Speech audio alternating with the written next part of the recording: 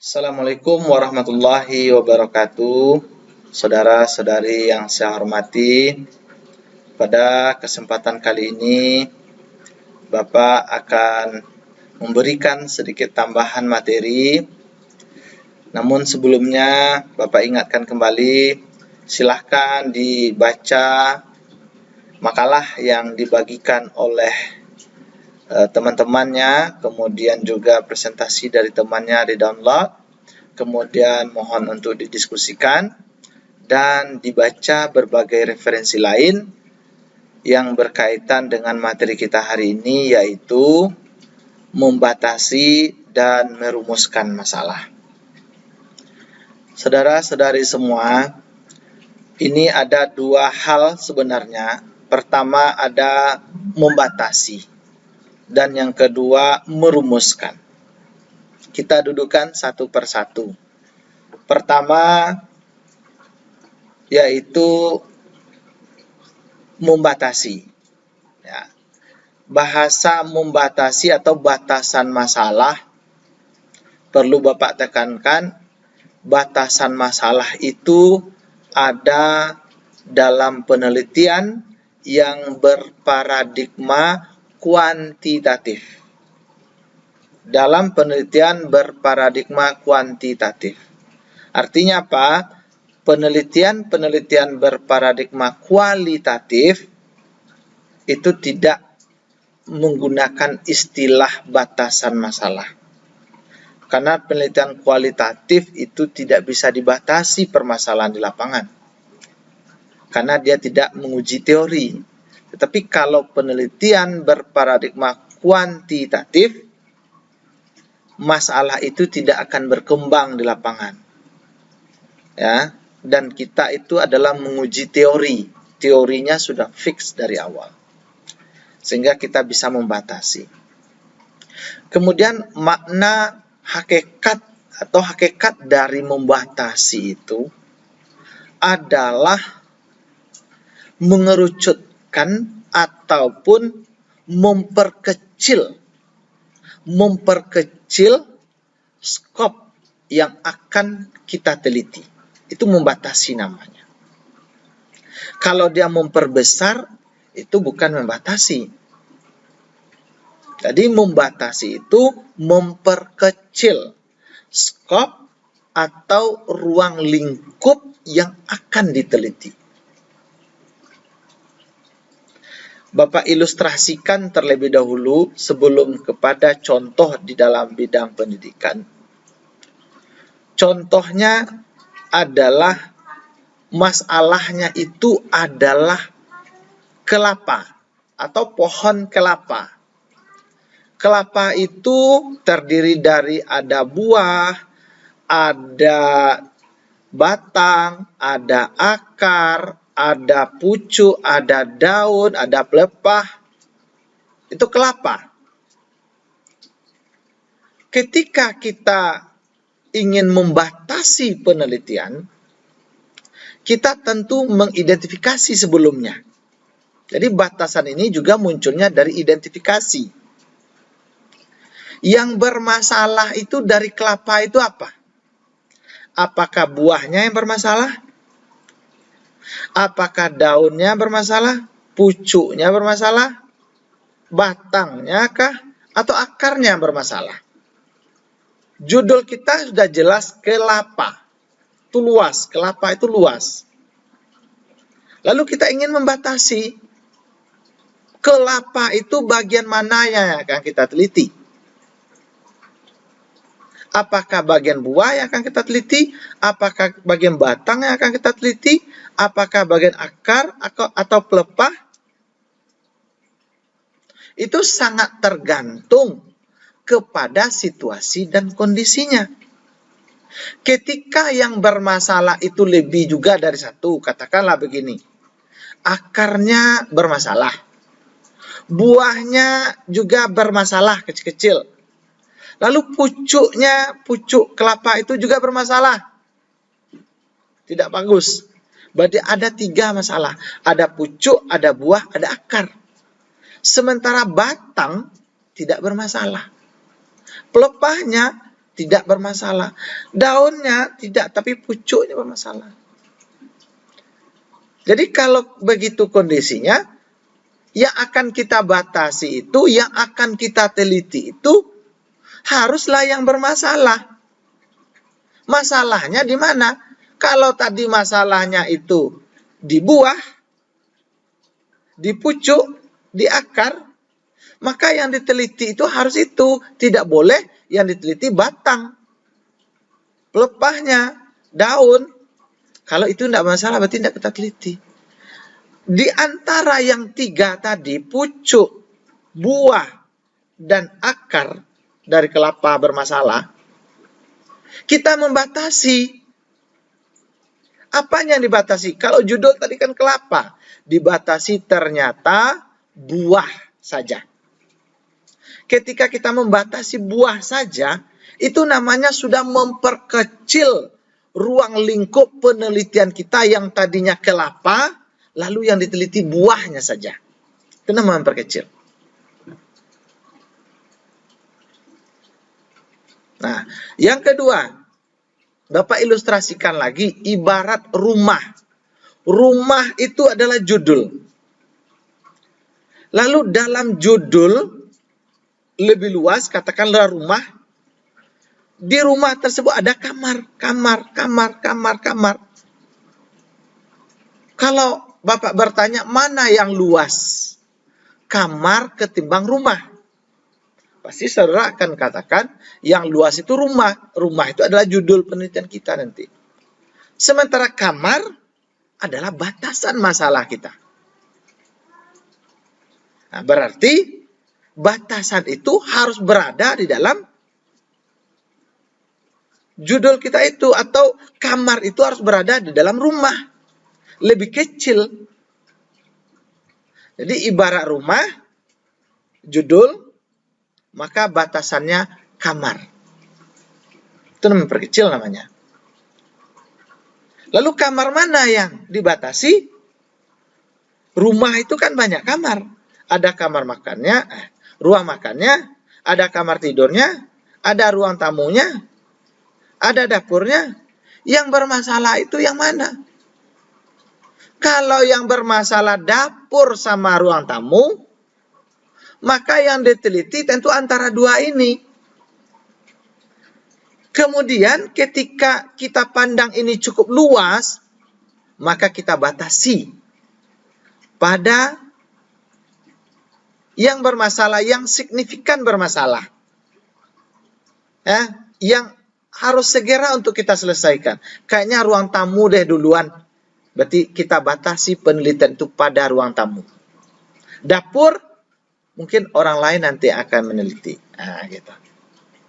Jadi logikanya, di dalam menentukan masalah yang akan kita batasi, yang perlu sekali diingat, bahwa bahagian tersebut atau variabel yang akan kita teliti tersebut, yang kita batasi tersebut, benar-benar itu bermasalah dan sangat masalah itu sangat mendesak, krusial untuk segera diselesaikan gitu. Kalau andaikan ada masalah, tapi ini yang sangat krusial, maka dibatasi pada yang sangat krusial tersebut. Atau sangat membahayakan sekali. Kalau tidak segera diatasi, kalau dalam konteks pembelajaran di sekolah, mungkin tutup sekolahnya gitu. Jadi harus segera diselesaikan. Berarti membatasi tetap, pertama konsepnya dia bermasalah. Dan masalahnya itu yang paling merisaukan dari masalah-masalah yang lain. Nah, itu masalahnya. Kita mengatakan dia bermasalah, tentu kita punya cukup bukti gitu. Ketika kita tidak cukup bukti, tentu kita tidak bisa mengatakan itu masalah. Nah, jadi membatasi hakikatnya tadi memperkecil. Sekarang kita contohkan dalam konteks sebuah pembelajaran.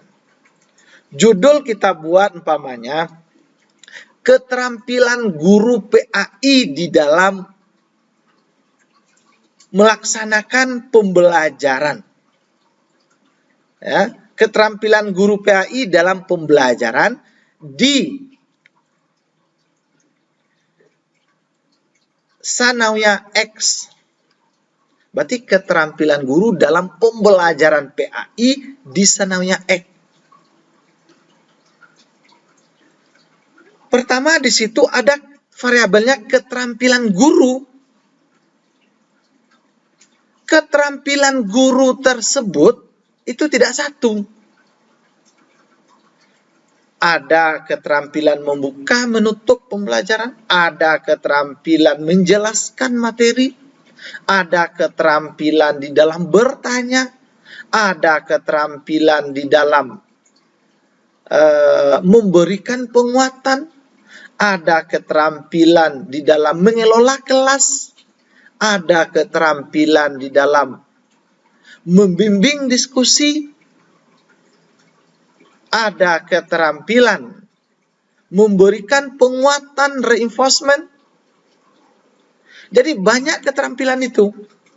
Ketika si peneliti pergi ke sekolah dan menyaksikan gurunya mengajar PAI di Sanawiyah X tadi, ternyata si peneliti menemukan beberapa data, fenomena berkaitan dengan keterampilan guru mengajar. Yang bermasalah itu katakanlah membuka, menutup pembelajaran. Lalu yang bermasalah itu lagi adalah keterampilan memberi penguatan. Guru mungkin tidak memberi penguatan. Dan yang ketiga mungkin masalah itu guru tidak profesional atau tidak terampil di dalam mengelola kelasnya. Ada anak yang meribut dibiarkan saja. Ada anak yang menangis dibiarkan saja. Berarti dia ini konteksnya 3 hal ini umpama ini ya. 3 keterampilan mengajar guru itu berdasarkan observasi dilihat langsung dalam proses pembelajaran. Ketika dia observasi awal, dia punya data. 3 ini bermasalah. Secara teori harusnya begini, namun kenyataannya tidak seperti itu. Ketika 3 ini, mana dari antara 3 ini yang penting untuk diteliti? Keterampilan membukakah? Keterampilan mengelola kelaskah? Atau keterampilan memberi penguatan? Kayaknya lebih penting sekali ini kayaknya mengelola kelas duluan. Maka penelitian ini dibatasi pada, karena yang bermasalah 3, dibatasi, diperkecil pada keterampilan mengelola kelas. Berarti judulnya keterampilan guru dalam pembelajaran PAI di MTSNX, penelitiannya dibatasi pada keterampilan guru dalam mengelola kelas. Itu lebih kecil. Dia mengelola kelas itu masuk kepada keterampilan guru juga. Nah, seperti itu. Itu namanya membatasi masalah. Masalahnya dibatasi. Artinya yang akan kita selesaikan itu diperkecil skop penelitiannya. Kalau dalam konteks penelitian kualitatif, bahasa membatasi itu sama padanannya dengan memfokuskan. Jadi kalau penelitian dalam konteks penelitian berparadigma kuanti dibatasi, dalam penelitian kuali namanya itu difokuskan. Fokus. Ya, difokuskan pada hal tertentu. Nah, itu dia istilah membatasi. Contoh lagi, dalam konteks lain, kita pergi ke sekolah, sebuah proses pembelajaran kita lihat. Proses pembelajaran itu ada guru, ada siswa, ada metode, ada media, ada kurikulum, ada tujuan, ada evaluasi, seperti ruang lingkup garapan penelitian PAI itu. Lalu yang bermasalah itu pada siswa. Lalu pada siswa itu apanya yang bermasalah lagi? Ternyata hasil belajarnya. Hasil belajarnya rendah. Di bawah KKM, kita cukup punya data. Ini loh bukti-bukti dokumen datanya, nilainya rendah. Nah, ketika data siswa nilainya rendah, nah ini bisa kita batasi penelitian ini pada hasil belajar. Nah, lalu nilainya rendah, ini kenapa dia rendah? Coba kita analisa.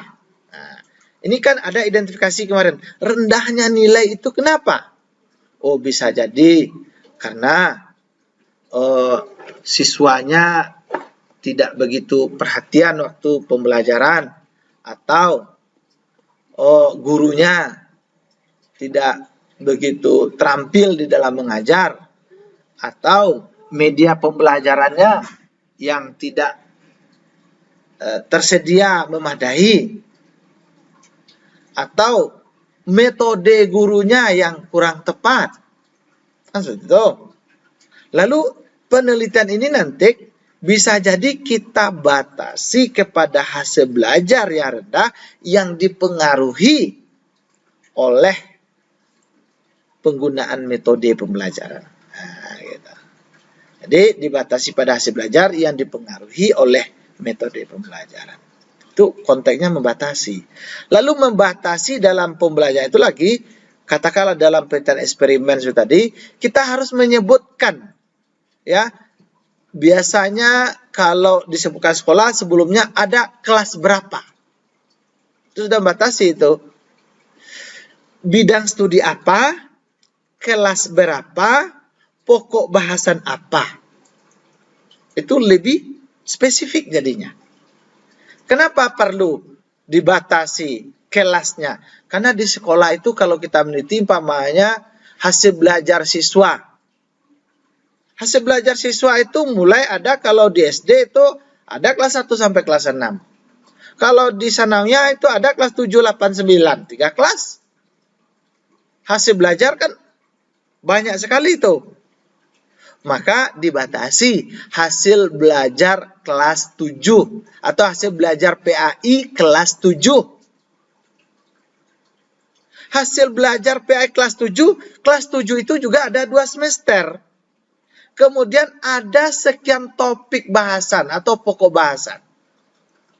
Nah, maka di posisi batasan tadi dibatasi pada hasil belajar PAI kelas 7 pada pokok bahasan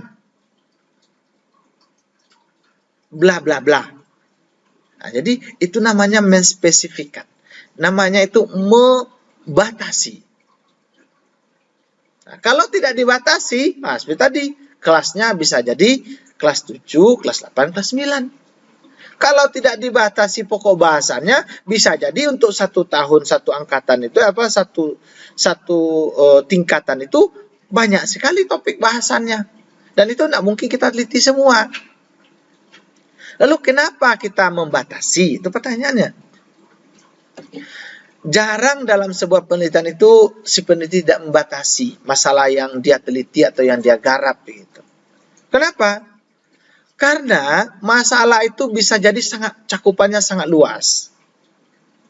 Ketika kita tidak batasi, nah, kita akan kewalahan sebagai peneliti. Bisa jadi penelitian tidak fokus, bisa jadi tidak selesai penelitian itu. Karena dia sangat luas sekali akan diteliti. Nah, jadi karena luasnya cakupan, biasanya alasan membatasi masalah ya, mengingat luasnya pembahasan tentang bla bla bla, nah, gitu ya. Maka peneliti membatasi masalah pada hal bla bla bla bla bla saja. Jadi membatasi itu artinya memperkecil skop atau ruang lingkup yang akan teliti. Yang kedua, merumuskan. Rumusan masalah itu berangkatnya berdasarkan kepada batasan tadi. Jika batasannya 3, maka rumusan masalahnya juga 3. Jika batasannya 2, maka rumusan masalahnya juga 2. Jika dibatasi pada satu hal, maka rumusan masalahnya juga 1. Dia harus inline atau sinkron. Mulai dari judul, masalah, identifikasi, batasan, rumusan, itu harus inline atau harus tetap tidak boleh lari-lari begitu. Dalam artian ibaratnya judulnya apel, maka masalahnya tidak boleh masalah kelapa, harus masalah apel gitu. Lalu identifikasi masalahnya tidak boleh jeruk, harus juga apel dibatasi gitu. Kemudian dibatasi batasannya tidak boleh salah, tapi juga harus apel tadi gitu. Waktu dirumuskan juga tidak bisa mangga, tetapi harus apel itu juga. Jadi intinya inline semua gitu ya. Jadi kalau merumuskan masalah itu dasarnya pertama adalah batasan masalah. Ketika batasannya ada 2, rumusannya 2. Ketika batasannya 3, rumusannya 3. Lalu apa hakikat rumusan masalah itu? Hakikatnya rumusan masalah itu adalah untuk menggiring si peneliti. Menggiring si peneliti dalam melakukan penelitian. Gimana menggiringnya? Peneliti akan digiring untuk menjawab pertanyaan pada rumusan masalah. Jadi kalau begitu, rumusan masalah disajikan redaksinya itu dalam bentuk kalimat tanya. Rumusan masalah diformulasikan, disajikan dalam bentuk kalimat tanya. Memang rumusan masalah penelitian, istilah rumusan masalah itu digunakan dalam penelitian berparadigma kuantitatif. Apa rumusan masalahnya? Ya, bisa rumusan masalah itu yang berbentuk deskriptif. Apa contohnya? Apakah rata-rata hasil belajar mahasiswa PAI dalam, atau apakah rata-rata hasil belajar metode penelitian mahasiswa PAI di atas nilai 80? Nah, itu deskriptif. Ada juga rumusan masalah ini dalam bentuk asosiatif. Apakah terdapat hubungan antara motivasi belajar dengan perolehan IPK? Itu asosiasi, memperlihatkan hubungan yang ditanya. Bisa jadi komparatif rumusannya, membandingkan. Apakah hasil belajar mahasiswa PAI yang tinggal di kota lebih baik daripada mahasiswa yang tinggal di desa? Itu komparatif. Jadi rumusan masalah itu harus dalam kalimat tanya dan sangat tergantung kepada jenis penelitiannya nanti. Apakah rumusan masalah deskriptif, apakah rumusan masalah asosiatif, apakah rumusan masalah komparatif, membandingkan. Saudara boleh baca banyak referensi nanti bagaimana merumuskan masalah. Kemudian kalau penelitian berparadigma kualitatif, istilahnya tidak merumuskan masalah. Istilahnya itu pertanyaan penelitian. Nah, ini dia bedanya. Jadi kalau tadi istilah batasan untuk kuantitatif, fokus untuk kualitatif. Kalau pada posisi rumusan masalah untuk penelitian kuantitatif, maka untuk penelitian berparadigma kualitatif adalah pertanyaan penelitian. Itu yang membedakannya. Nah, cuman kalau pertanyaan penelitian, si peneliti membuat serangkaian pertanyaan terkait dengan fokus penelitian. Kalau penelitiannya itu tadi tentang katakanlah laptop beserta aksesorisnya, kemudian difokuskan pada mouse, penelitian itu umpamanya dalam bidang kuali, maka kita boleh bertanya banyak hal, tapi tidak boleh keluar dari fokus ini. Ya, bisa kita tanya bagaimana ukuran mouse, bisa kita tanya fungsi mouse, bisa kita tanya bentuk mouse, bisa kita tanya warna mouse, bisa kita tanya ukuran mouse. Jadi intinya tidak boleh keluar dari yang kita fokuskan tadi adalah mouse. Ketika kita meneliti tentang laptop dan aksesorisnya, lalu setelah itu kita fokuskan, kalau tentang kualia, fokuskan kepada mouse, maka pertanyaan penelitiannya, buatlah sejumlah pertanyaan tetapi berkaitan dengan mouse, begitu. Bisa fungsinya, bisa warnanya, bisa ukurannya. Ini Bapak ilustrasikan begitu. Nah, jadi ini kalau penelitiannya berparadigma kualitatif, maka ada istilahnya pertanyaan penelitian.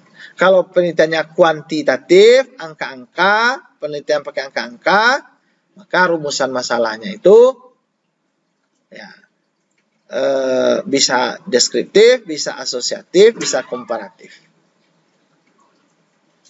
Nah, untuk penelitian yang berparadigma kualitatif, pertanyaan penelitian itu biasanya yang baik itu berawal dengan bagaimanakah atau kenapakah. Tidak bagus kalau rumusannya apakah atau siapakah, di manakah. Itu tidak bagus untuk penelitian kualitatif. Penelitian kualitatif itu dia ingin mengungkap secara mendalam dan mendetail secara rinci.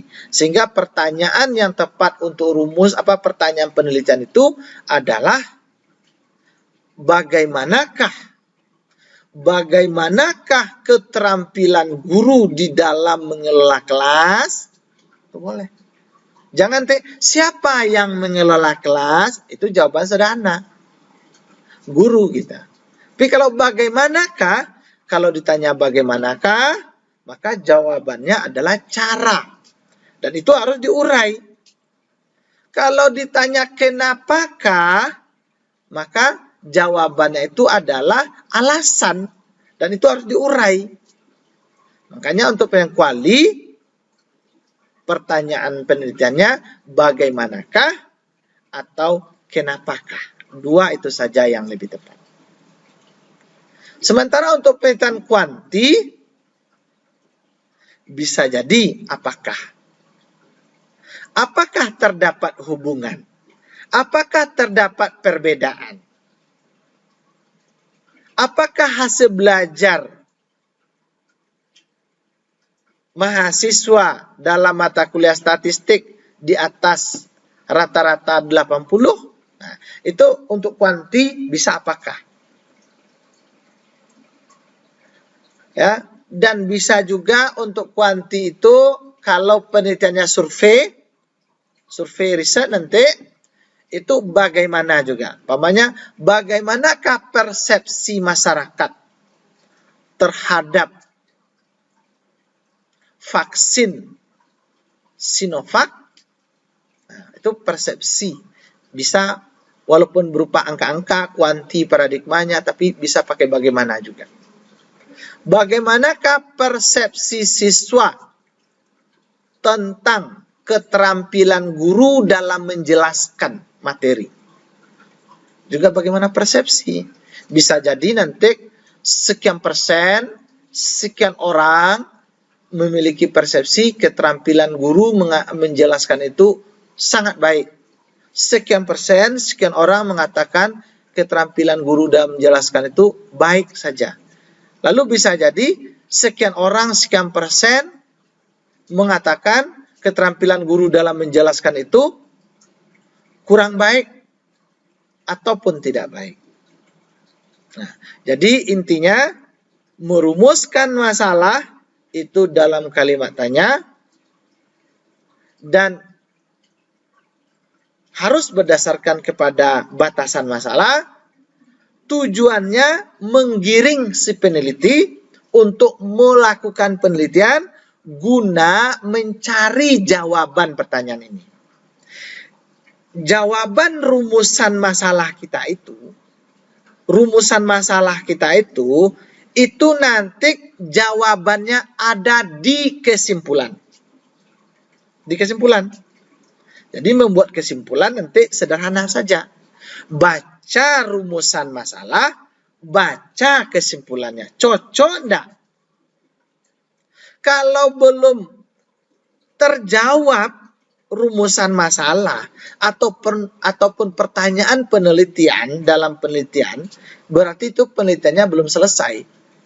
Penelitian bisa dianggap selesai ketika rumusan masalah ataupun pertanyaan penelitian terjawab dan jawabannya itu ada di kesimpulan. Kalau tadi, apakah terdapat hubungan antara motivasi dengan hasil belajar, atau apakah terdapat hubungan motivasi dengan perolehan IPK? Maka dilihat di kesimpulan. Kesimpulan, berdasarkan hasil penelitian, disimpulkan bahwa terdapat hubungan yang signifikan antara motivasi dengan perolehan IPK. Begitu kesimpulannya, berarti sudah terjawab rumusan masalah. Kalau tadi ditanya, apakah terdapat perbedaan hasil belajar mahasiswa PAI yang tinggal di kota dengan di desa? Pintan kuantitatif. Lalu baca kesimpulannya. Berdasarkan hasil penelitian dan analisa data, disimpulkan bahwa terdapat perbedaan hasil belajar mahasiswa PAI yang tinggal di daerah perkotaan dengan daerah pedesaan. Itu kesimpulannya. Jadi sederhana, ketika rumusan atau pertanyaan penelitian terjawab di kesimpulan, berarti penelitiannya baru dikatakan usai. Nah, jadi kenapa dalam kalimat tanya, agar si peneliti terjun ke lapangan, mengumpulkan data, mengolah data, tujuan akhirnya mau menjawab rumusan masalah ataupun pertanyaan penelitian tersebut. Buat apa dia kumpulkan data? Buat apa dia olah data? Endingnya mau menjawab rumusan masalah. Mau menjawab pertanyaan penelitian.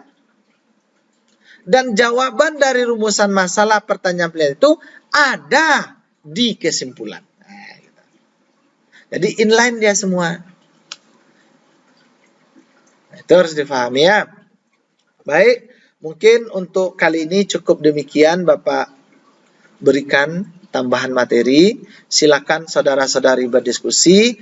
Ingat, jangan lupa juga mengambil absen di link yang sudah Bapak berikan dalam rentang waktu perkuliahan kita.